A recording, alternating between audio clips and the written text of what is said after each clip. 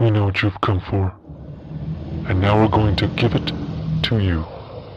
You're listening to the No Such Thing podcast.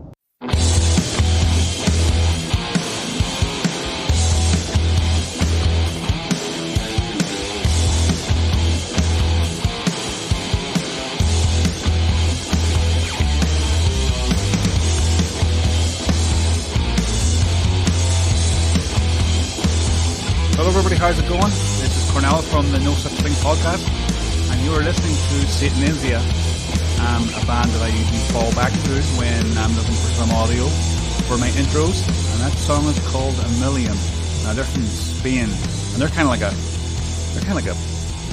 suppose, grunge heavy metal band with a female singer out of Spain, and they're on Bandcamp.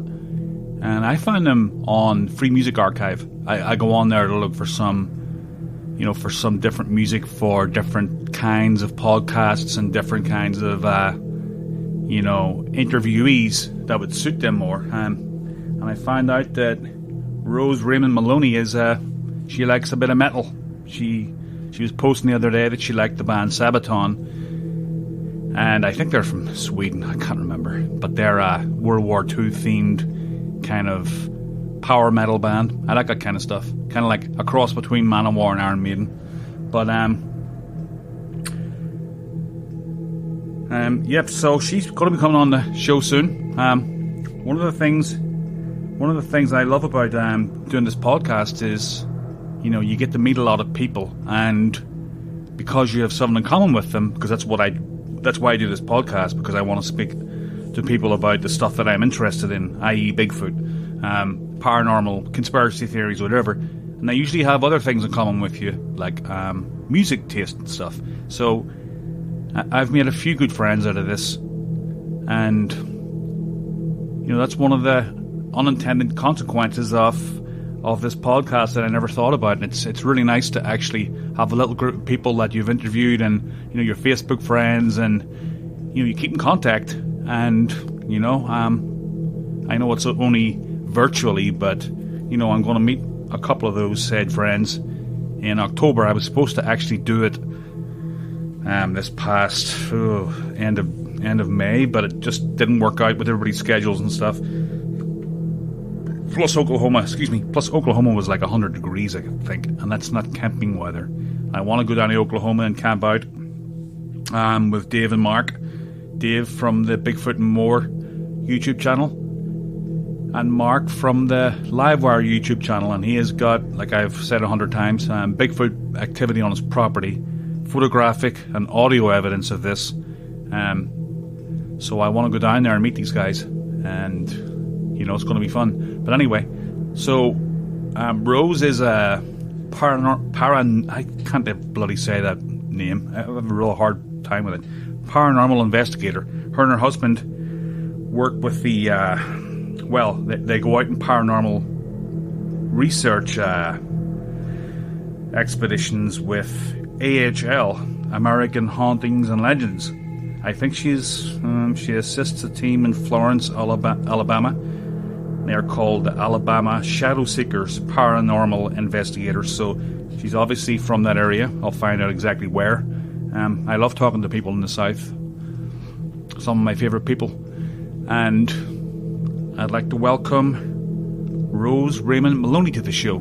Thanks for listening. Hello. Hello, is this Rose? Yes, this is she. How are you doing? I'm doing all right. How you doing, sir? Not too bad at all. So we have Raymond Maloney on the show. Thanks for coming on. Yeah. I'm going to enjoy this. So has the baby stopped crying? Yes. He's been teething for about the last couple of weeks. So it's like some days are better than others, and then today just happened to be the worst day. I know what it's like. I think my son was tough for the first 6 years. We thought it would. Every year we thought it was going to get better. And it was about 6 years before he did.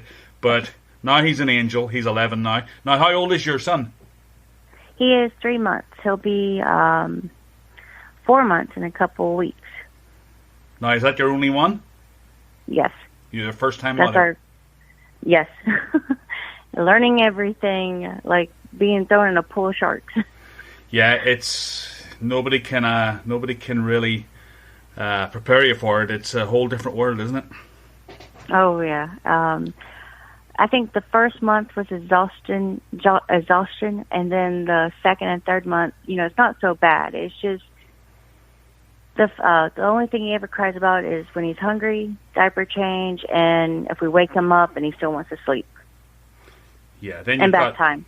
And then you've got there's different stages. Then they get the 2-year molar stage, I think, and there's all different stages. I can't even remember. It's just a blur. I have 2. One of them is 6 and one of them is 11.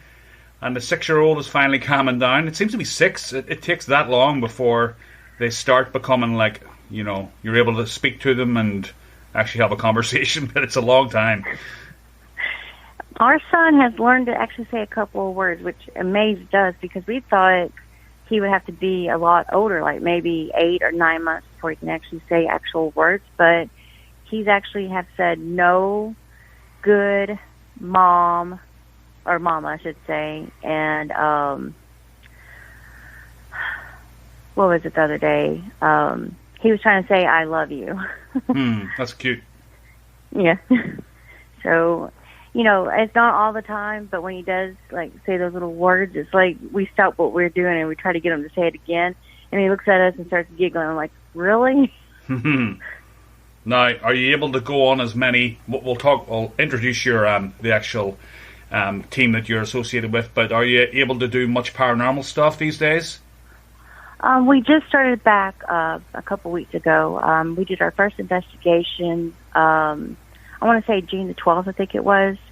The week prior before that, we went to a paranormal site where the team can test out their paranormal equipment that they got.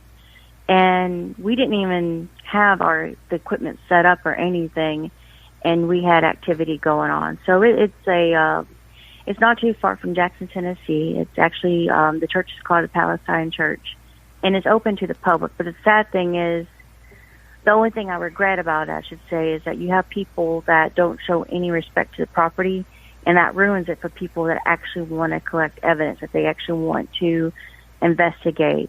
Because things like this that goes on, people close these areas off, and then if you go on there, it's trespassing. So that's the only thing I don't like about it. Are these members of your own team, or? Well, they're not my team. There's another team. See, long story made short, and I'm long-winded. I apologize. Go ahead. The team that we're associated with, we actually went to their house to help them with another team. That's how we met these people. Long story made short, I already said that, I'm sorry. They were having, I didn't want to say demonic because that's the first thing everybody jumps to. Whenever you do a paranormal investigation, that's the first thing people want to associate is a demon, as demonic. And it's not always the case. These people did have a demonic entity. They had somebody to bring a Ouija board in their house, and it opened up something. I'm not going to say a portal. I'm not going to say that. I think that with the history of that house and the area around that house, it was not a good mixture, if you will. And I went through the house like I normally do. I did the walk inside, outside. And, just thinking about it, I started getting goosebumps just thinking about it. When they were trying to make contact, I told my husband, just make sure that I don't attack anybody. I did a channel, and I allowed the spirit that was in the home to speak. I don't know what was said. I don't know what had happened. I just know that I was feeling like really, really hot, and I just felt angry. That's what I remember from it. The house we blessed inside out, and now they bless their home like a monthly basis. They try to stay on top of that. Then they started up their own team like a few months later, and then we started helping them. So it's been, everything happens for a reason. I enjoyed every moment of it when I was helping them or when we did things on our own.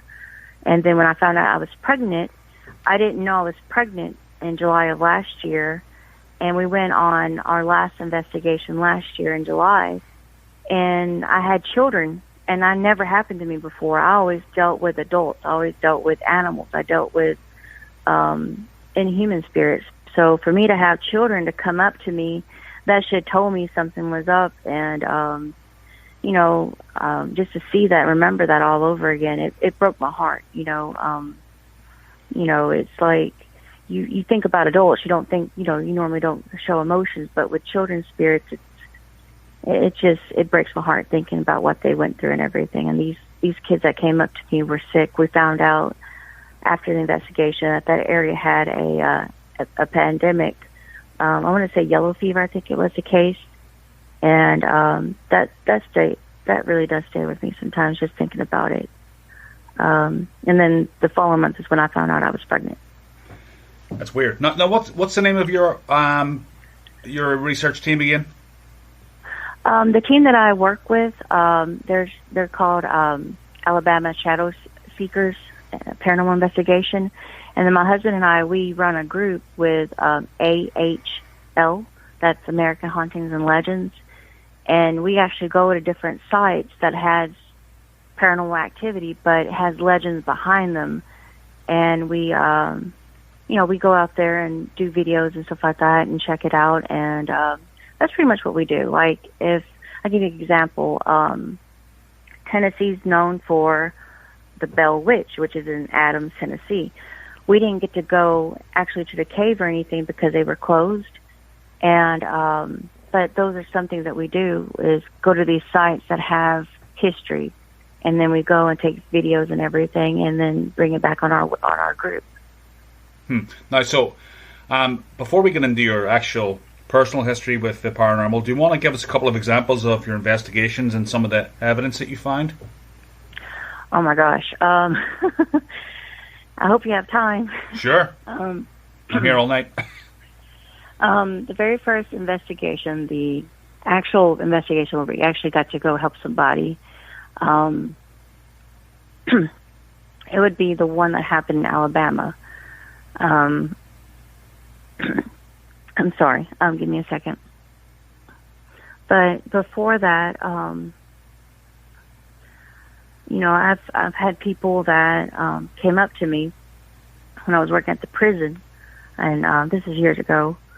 I would say that I don't know if that would count as an investigation, but one of the things that I hated when I was working at the prison is that at nighttime, that's when it was more active. And I had people that, they would ask me, what do I feel or what do I see? And, I assisted some things, and the evidence that I was able to gather was that when I told them the information, they went to go look it up, and because it was on files at the prison and everything, and it was validated. One guy that was incarcerated, he killed a man because his child was killed, and they confirmed that, which, when you work at a prison and everything else, a lot of people, that it's not, what's the word? Uncommon? Yeah, uncommon. So that to me wasn't enough. It wasn't enough proof, And then when I was working on the road, I had a situation where I went into the back part of this gas station. We know it's a bathroom. I didn't want to say the bathroom, but you know what I mean. Yeah. And I was hearing little kids and everything else. And like I said, I don't have, I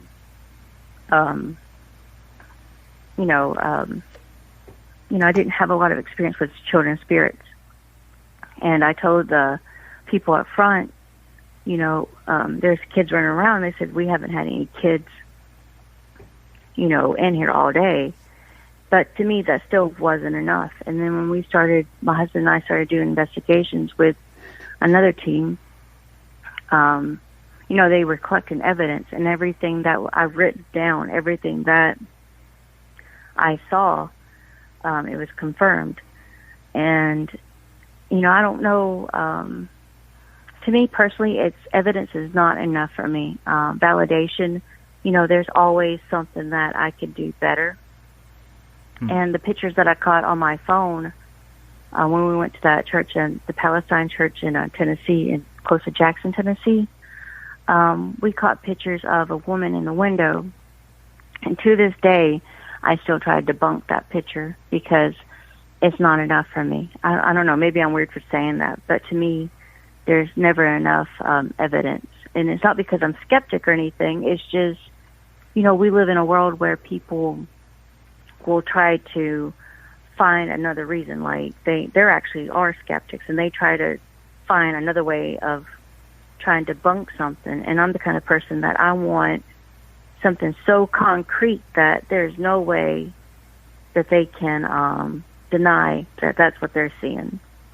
Well, it's the same thing with the whole Bigfoot phenomena. I mean, there's a lack of physical evidence and pictures, and you've got Patty. That's really about it. Everything else could be debunked. But even if you did see something like in the clear light of day, people still wouldn't believe it. They would just say, "Oh, that's a guy in a suit." And if they're not interested, they're not interested. So there's no point in trying to convince people. They'll just be like, "That's a guy in a suit," and I'll move on. But if you're really interested in the subject and you dig deep into it, you'll find evidence. Oh yeah, I agree with that 100%. I mean, to me, the best evidence is personal experience, because then you can't you cannot debunk that. And that's why I love it when we have a skeptic on the team, because once they get that personal experience, they cannot, without a shadow of doubt, debunk that, because they've had the experience. There's a guy that was on it that's on the team with the shadow seekers, and he was a skeptic. And he went to one of their investigations, and he had he witnessed everything, so he's no longer a skeptic. And when I do my walks and everything, I guess you could say I was told that they wish that they had my gift. I'm like, no, you don't. You don't want to see what I see. You don't want to feel what I feel. Because a lot of times it's like, I don't know, most people, they associate what I do with the movies like The Conjuring and everything. And honestly, it doesn't even scratch the surface to me. It does a little bit, but not enough to go through those emotions and everything. It's so much deeper than that. So what's the weirdest thing and the most compelling thing and the most concrete thing that's ever happened to you? I mean, in the field. Like paranormal or crypto? We'll start with paranormal. Okay. I was possibly 5 years old. I was either 5 or 6, one of the two. It was a long, long time ago. And I remember we went to Shiloh Park, and everybody knows Shiloh Park because of the battlefield and the Civil War and everything. And I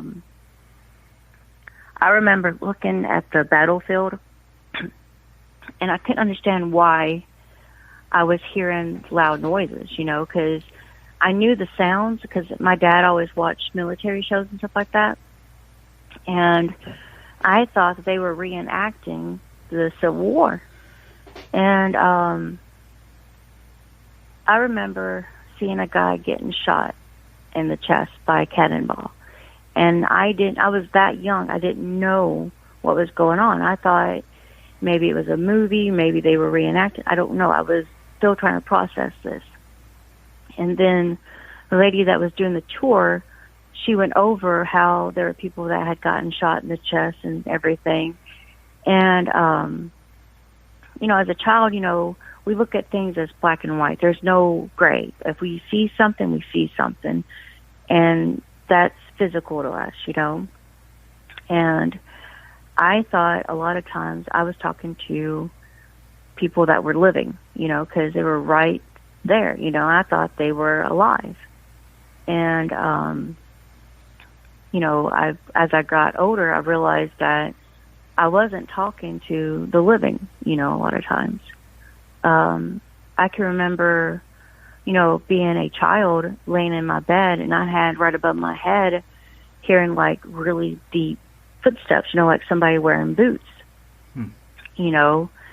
and I didn't understand why. I thought, why is my dad in the attic? And my dad was asleep in his room, with my mom. And I realized that when I got older, the older I got, the stronger things got. And for a long time, I was, I felt weird. I felt like a freak, because nobody else was talking about this when I did talk about this. Because back in the 80s and 90s, even to the early 2000s, people, when you talked about ghosts or crypto or anything along those fields, you were weird because it wasn't accepted. It was still taboo, And, I guess the most confounding thing happened to me when I was 12 years old. It was a few months before my birthday, and I kept having dreams about my mother, and my mother was injured so bad, and, I thought I was going to lose my mom. And then one day, we were going to school, and I just could not breathe. I wanted to cry. I just felt so horrible. I didn't know why I was feeling the way I was feeling.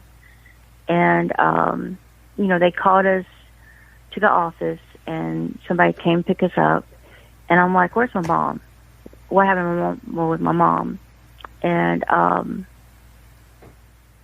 they would not tell me anything. And I kept, feeling like something was wrong, like, okay, something's wrong with my mother. Where's my mother? And I found out that she had an accident at work, and they were trying to save her life in the operating room. And,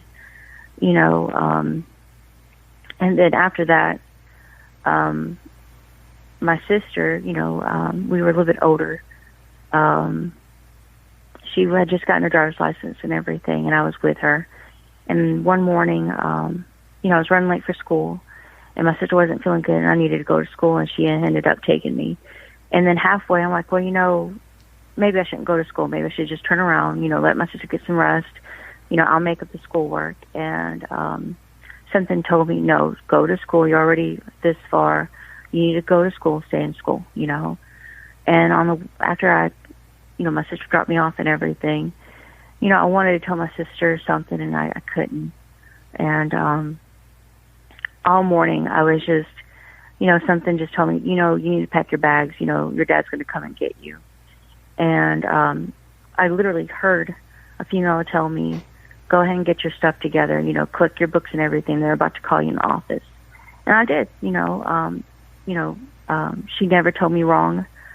And that's what I did. I went and put my books in my bag, and 5 minutes later I was called to the office. My dad came, and then, I thought that we were going to go home, and I found out that my sister was in a wreck. And where I was sitting in the passenger seat, the vehicle was pretty much damaged, mainly on the side I would have been on if she had turned around with me in the vehicle. So, to me, it was a guardian angel that saved my life. And I realized years later that wasn't my guardian angel. That was my grandmother. And that's who's always been with me since I was so young. And I didn't know who she was. I just thought that, she was just another spirit or another, I guess, the inner voice. And, I kept a message for over 30 years from my mother that she had given me, and I finally was able to give my mother that message. And it was a confirmation to me that was been my grandmother that had died well before I was even born. Now, how was your sister? Was she okay? Yeah, she had a hairline crack in her back. She now is, older than me now, and she has her son will be 15 this year. She still has like some pain in her back because of the injury and everything, and she had to have like the thing that goes around her waist to keep her back in alignment and everything. And she recovered, and then when she graduated, she became a civil engineer with her husband. So, I'm just happy that I still have my mom and my sister with me. And, it's been, things like that have always been in and out of my life. I'm so used to it. That's why when talking about death and everything, I give it some sort of respect, because where there's life, there's death, and where there's death, there's life. So,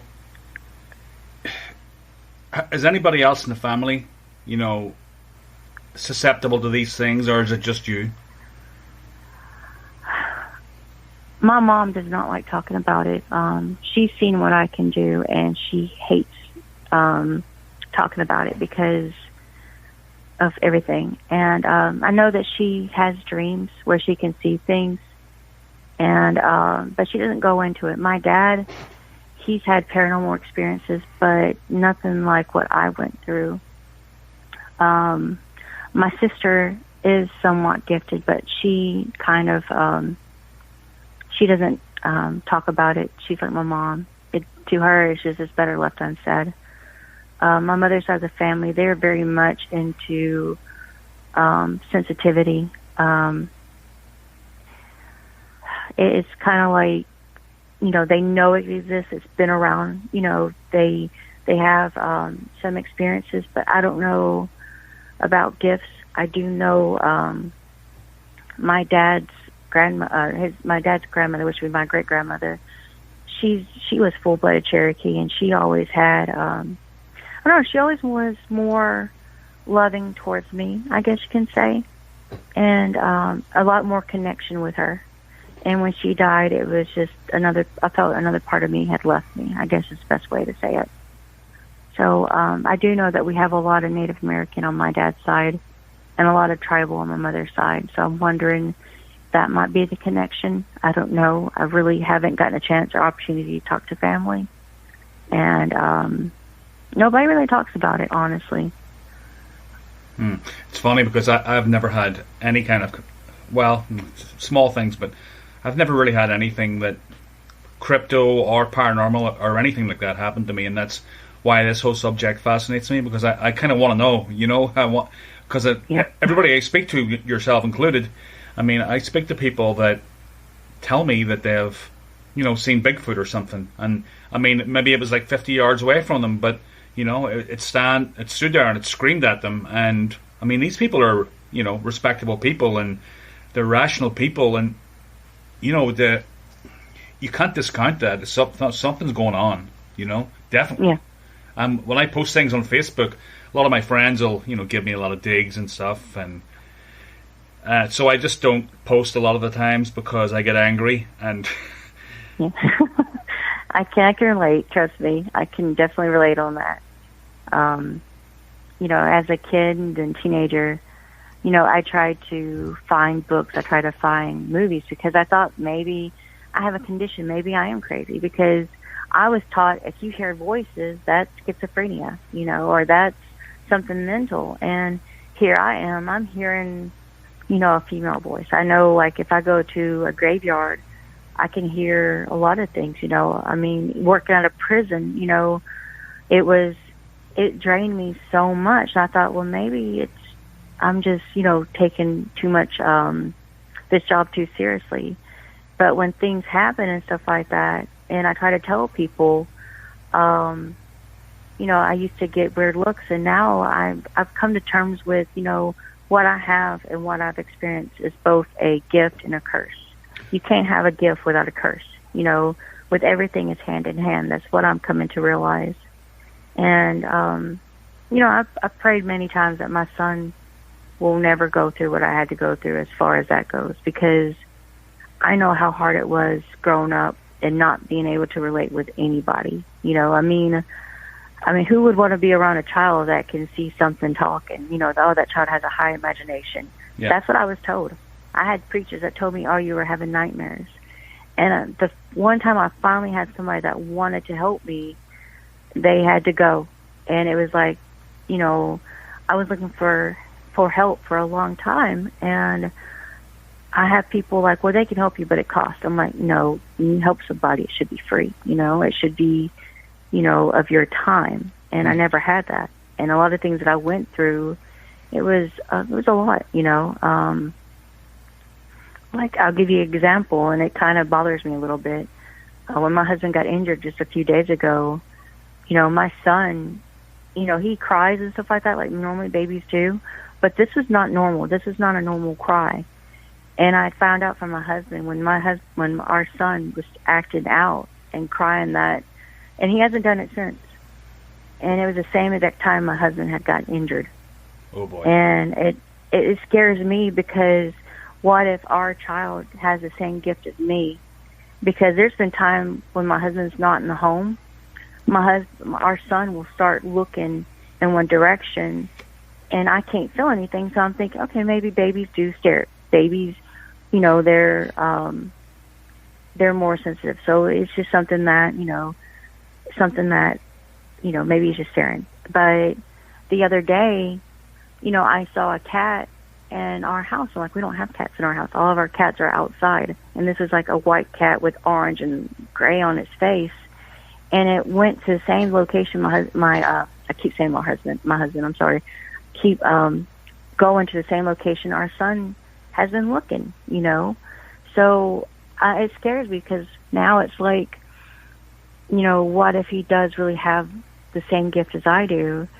Am I going to be able to teach him? Am I going to be able to teach him that there's nothing to be afraid? Because I didn't have that growing up. So, what about the, I'm sure you've looked into everything, but what about the whole interdimensional thing, that sometimes there's a tear in the fabric and sometimes something comes through and you pick up on it? Have you read up on that kind of stuff? I'm sorry, you were sounding robotic for a second. It's not your fault, I don't think. No, like... Okay, so that one last part... Some people have a theory that, there are, different dimensions, and sometimes there's like a tear in the fabric, and sometimes something comes through, and that would explain a lot of paranormal activity. Have you ever read up on that stuff much? I have, and I have to agree with some things and disagree with some stuff also. I do believe on a personal level that, and this is something I've actually collected evidence. That's what I've been doing for the last year. And something has,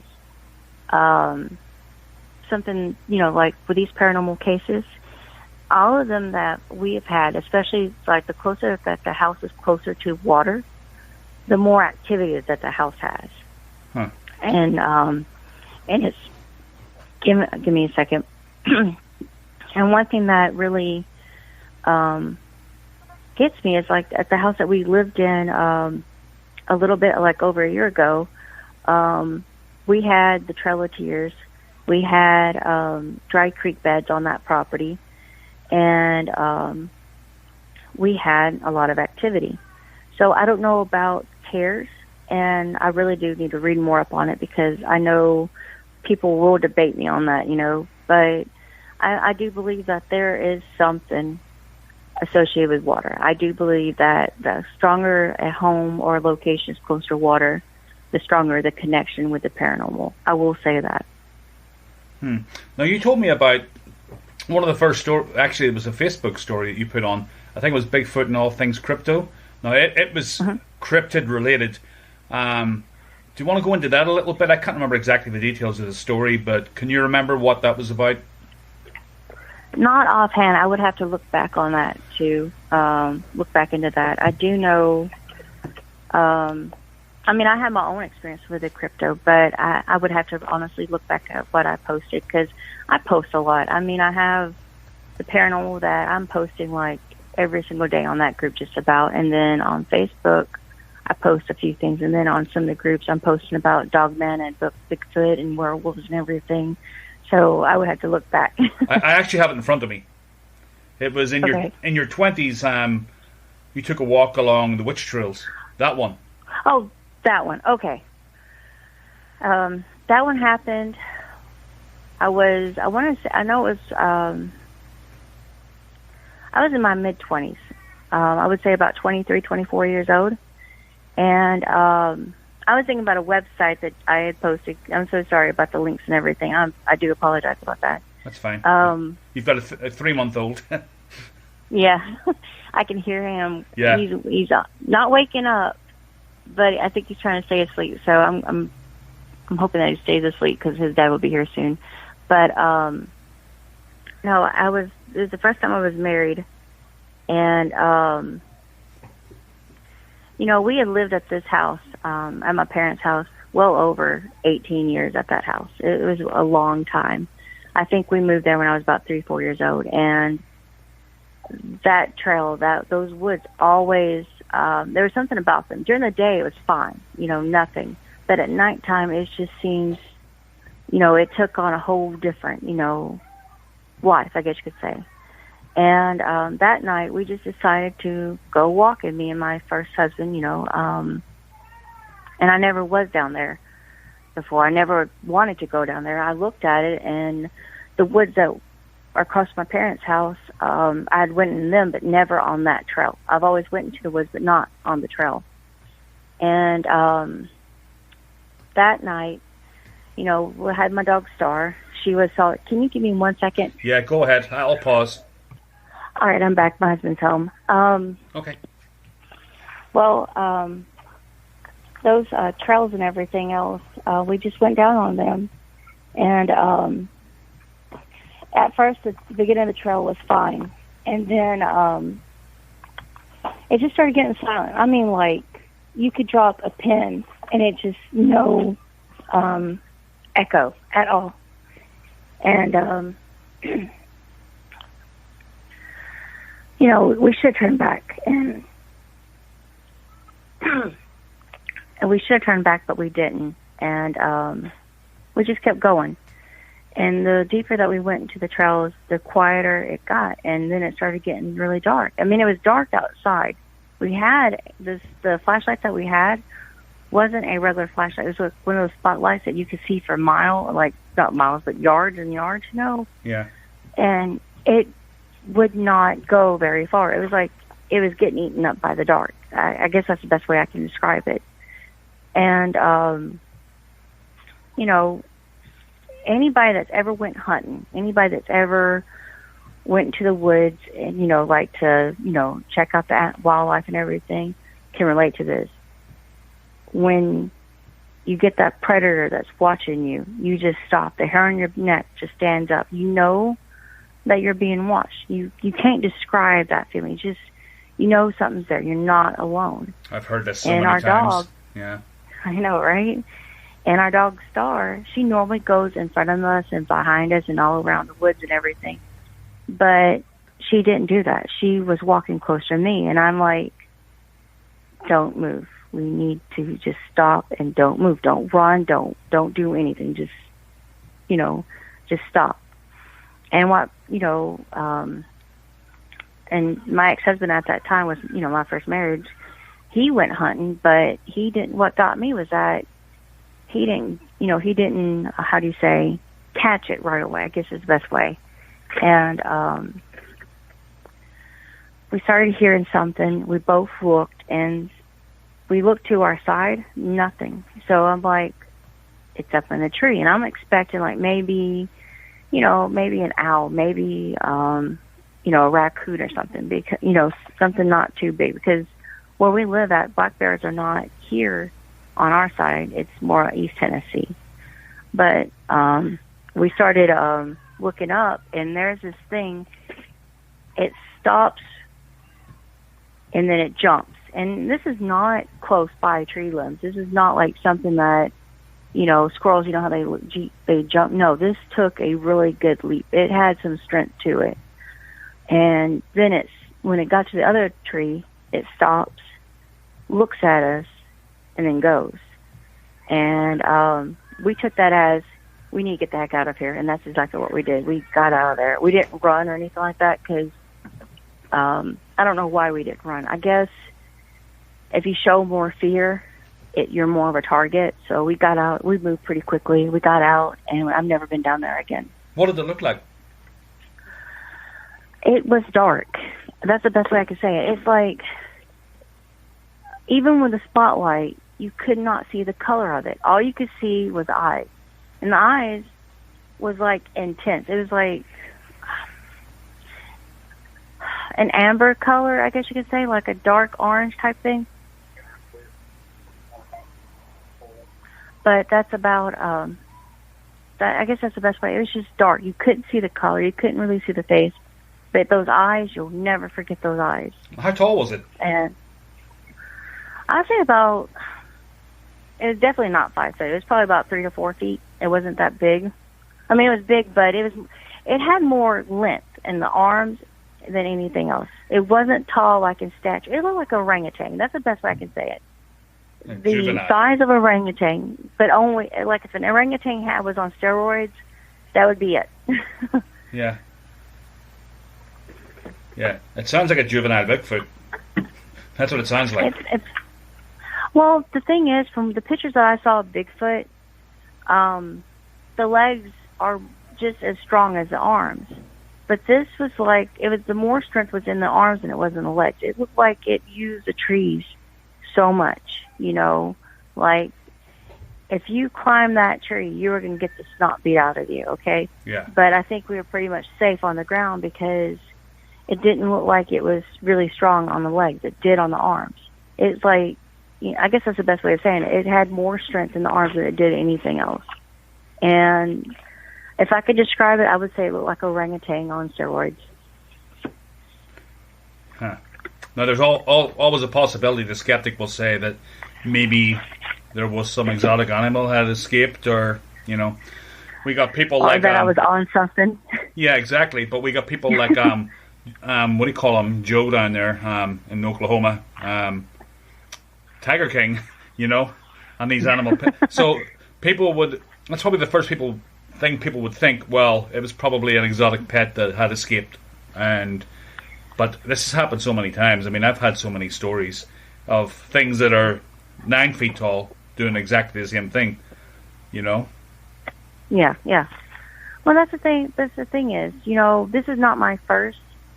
How do you say? It wasn't my last, but it wasn't definitely not my first experience with the crypto. I've seen, shadow dog before, and most people would call it like black dog. Most people would call it something else, but I've always had experience with this shadow dog. I don't know the name of it. That's just how I can associate it with, Well, tell me about that. Tell me about that, because I've heard so many stories, especially over in Afghanistan and Iraq with the veterans over there, that they have come across this creature, this black mass of a dog. Well, that's the thing is, it didn't take a solid form. That's the best way I can say it. It moved with the shadows, and that always bothered me as a kid because, I had a teacher that told me, "Oh, you were dreaming this." I'm like, "No, I was wide awake with this. I was going outside. I was home alone." And that's the funny thing is, not being on subject, but for a moment I am. Every paranormal experience I had at my parents' house, I was alone. It would not bother me if my mother, my dad, and my sister was home. It's like now, even as an adult, if my husband is home, I don't have that many paranormal experience. But when I'm by myself, that's when I have so many experiences. And as a child, this shadow dog would only come out when I was by myself. And I'm like, I'm going crazy because... And when you mention about veterans being in war, my dad was in combat. My dad was a military vet.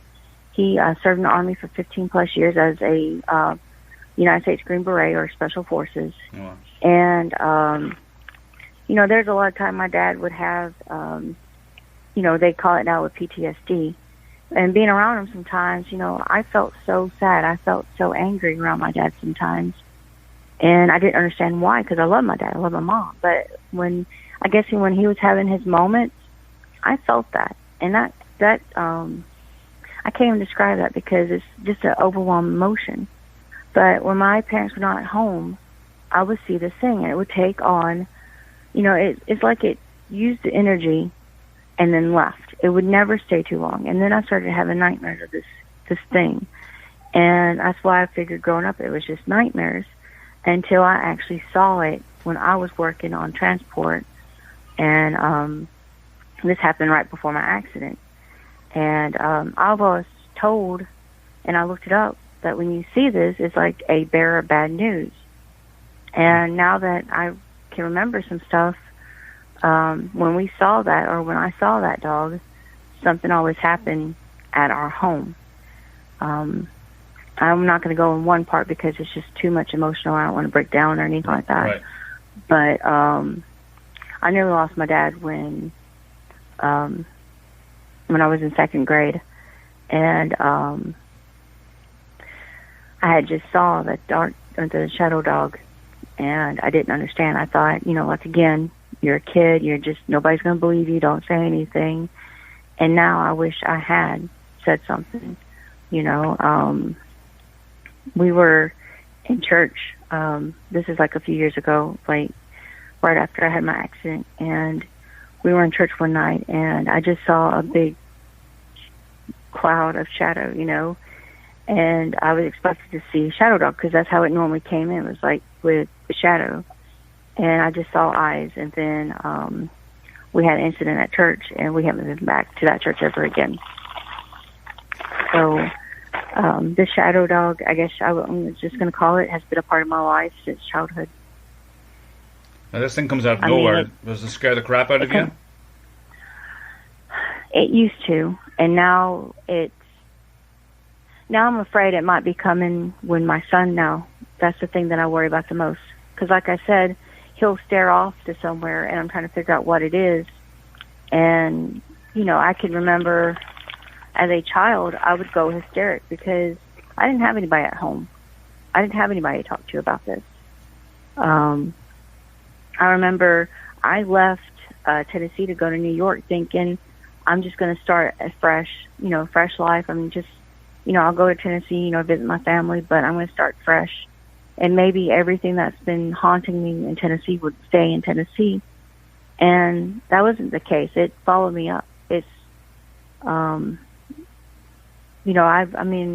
I dealt with addiction because of this. This is part of why I was addicted to alcohol for a little bit, because I didn't want to see it anymore. I didn't want to be around it. And now it's like I've taken back control. And so when my son starts having his moment where if he sees something, I know what to do, and it normally works most times. I'm just afraid when he gets older, will I be enough to help him, kind of thing. And that's why I'm hoping that he doesn't have the gift. I'm hoping that he grows out of this, Yeah, well, when my kids were young, they used to look over at my shoulder and laugh at things, and like seem to be following stuff around the room. So hopefully it's just a kid being a baby. They seem to do that a lot. So maybe that's some words of comfort for you. I don't know, but yeah. And I hope that too, because like I said, it's something that I had to grow up with, and I'm hoping that he's like his dad, where his dad will have 0 to no, like maybe 1 to no experience, well, not 0, but maybe 1 or 2 experiences, but that's about it, But my mom, who's never had paranormal experience, she had some here in this house while I was pregnant with our son, and she's never had that before, So, and what gets me is that there's sometimes, how do I say this? It doesn't want to reveal itself, but it's there. Except for the cat, it was able to. So some things I was able to say, okay, it's not all bad here, And, my mom, she has told me that she felt like there was a guy here staring at her, And we have a friend that comes to help us clean the house once a week, because my husband normally is at work and I'm here with a baby, and it's hard for me to clean the house with a 3-month-old, And she asked me, do I still feel anything? I'm like, sometimes I just don't know what it is. And it bothers me because I don't like not knowing what's in our home. Because if there's something here and I can't tell what it is, my guard is up. My alert system is like, it's on, And since my husband got injured, it hasn't been showing itself. It hasn't been around. But he's going to be going back to work soon. So it's like, he's not going to be able to be here forever, Yeah. Now, what about, you mentioned Dogman. Now, what's your experiences with Dogman? That's a frightening cryptid. My experience with Dogman is this. I used to travel cross country and everything, and I don't call it just Dogman. I think it's there's two ways to look at it. You're either dealing with an entity that is demonic, or a creature that is possessed. Like, for instance, I'm trying to think of the name of the creature. It's down in Louisiana. I can never say the name, but you probably know what I'm talking about. It starts with an R. It's in the bayou, pretty much in the swamps of Louisiana. The tribe, they call it with an R. Oh, I'm not sure. Rokarut or something. It'll come to me. As soon as I get off of here, it'll hit me with the name. Yeah. But tribal, like Native Americans, they believe that if somebody's done something wrong in their life, they're being cursed. Until they right the wrong or they die, they become like this werewolf. So I think that Dogman is probably, if it is a entity, then you're never going to get a perfect image of it because of so much negativity around it. The only thing I can say about the Dogman is that of the shadow dog that I've seen, because some of the pictures I've seen of Dogman resemble some of the things I've seen from that shadow, because it doesn't ever take a solid form where you can actually reach out and touch it, but the form of it, it's you can't miss it. I mean, it's just, I'm getting anxiety just thinking about it. I'll put it like that way. Yeah, people get really scared when talking about the Dogman. I mean, obviously I've never seen it, but people that tell stories about it say it's the most frightening thing they've ever seen. It's like I said, it's taken me, I'm 36 now, and it's taken me well over, I'm going to say at least 30 years to finally come to terms with what I've seen growing up. So my experience with Dogman would be on the spiritual side, because like I said, I do have a lot of Native American on my dad's side and a lot of tribal on my mom's side. I associate, a lot of things spiritually,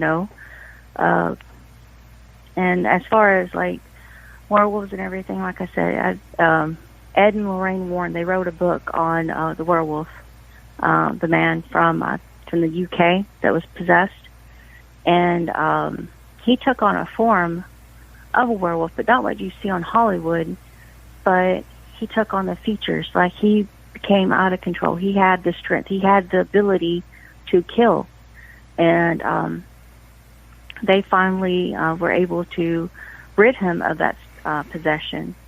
But that's what I believe what happens when you have a werewolf. It's a possession, I guess you can say.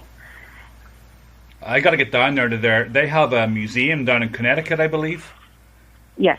Yeah, I got to get down there and see that. Also, that whole Conjuring, the movie where that took place, it's like 30 miles from where I live. But no, it's a daycare. Oh, wow. It's a daycare now. Oh, wow. Yeah, it's a daycare, and they have no problems apparently. That's weird. Honestly, you want to know my input on the paranormal? Why people have more trouble than other people, like the people from Antiville, why they had more trouble than families that moved in after them, why some people have more. And it's going to be really weird, because we think of a place being haunted, we think of it's going to affect everybody. And that's not the case. That's something that I've learned. It's like there's one family in a block that has, the whole neighborhood has that paranormal energy, I guess you can say. Yeah. But it's only one family versus the whole entire neighborhood. I think it's associated with the family themselves. Something in the family either kickstarts it, like they open themselves up to it by accident, like saying, like bringing a Ouija board in the house, or they invite something in, they didn't realize that they did that, or like in Antiville, you had the man that killed his family, and then the family that moved in had similarities to the man that did the murder. That's the same thing with the crypto. Why don't all people have experience with the crypto? There's a reason why. There's certain people that draw those type of creatures to them. That's why not everybody can have experience. Yeah. There's some people that, if they go into the same exact woods as those other ones that have experiences or witness something, they won't. It's just something about them that those type of creatures will not bother them, will not go to them. Well, I know you know. Do you know Scott Carpenter, the famous Bigfoot guy? I've heard a little bit about him. I really haven't gotten into Bigfoot. I think he's from my your neck creature of the choice woods. from Tennessee. I wouldn't doubt it. I have to look it up. I really do. Yeah. I wasn't really into Bigfoot until I got in my teenager years, and that was enough. Mine was Loch Ness and the Shadow Dog, because that was the Shadow Dog was the one that was bothering me in my childhood, and Loch Ness because I thought it would be cool to actually see a real dinosaur, you know. Yeah. Well, what Scott says is, like, when you have an experience with Bigfoot, it follows you. I mean, not just the actual Bigfoot that you saw, but the phenomenon itself follows you. And you once you've seen one, you have a better chance of seeing more. So I'm not sure, but I mean, people. I hear people all the time saying that you don't want to see Bigfoot. You know, you definitely don't want to do that because it's terrifying. I mean, even if it's a passive encounter. So you haven't actually had any Bigfoot experience? I mean, you haven't seen them? I have not. I've read cases. One of the best shows that I like was Destination Truth. They actually had gotten a footprint of Bigfoot. Oh, I don't know. Well, they might. I don't know if it was Bigfoot or Yeti. Well, I mean, they're both as similar. But point is, they actually had unknown hair specimen. They actually caught a new footprint, and I like to actually look more into that because I haven't been able to because of everything that's been going on here. But from my understanding is they actually caught real evidence. So to me, you know, I know Bigfoot exists. I know a lot of these the cryptozoology animals. I know they exist. But why haven't we seen them? Why haven't we collected real evidence that, or better yet, why haven't we caught these creatures? Reason being is they're not meant to be caught. I believe that with my whole heart that they're both physical and supernatural. They don't move just within our plane, but they move in the supernatural also. You think that they go in and out of two worlds, basically? It's like you were asking me earlier. This is the part that I agree. I believe that they can move in and out. I believe that they have the ability to, I guess you could say, go undetected. That's why if you notice a lot of the pictures that they catch aren't, aren't clear.